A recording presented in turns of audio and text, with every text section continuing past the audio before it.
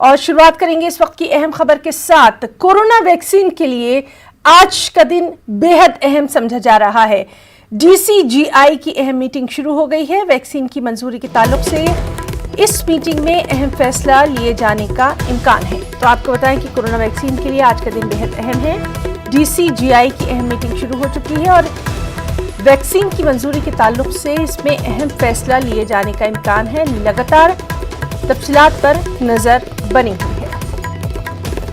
तो DCGI की अहम मीटिंग शुरू।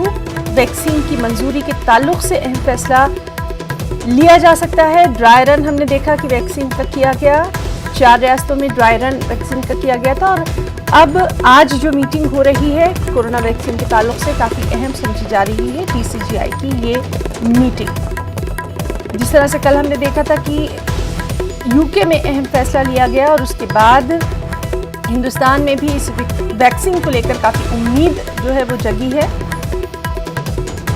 तमाम तर जो तफसीलात हैं उनसे हम आपको वाकिफ करवाते हैं। फिलहाल ये अहम मीटिंग DCGI की शुरू हो चुकी है।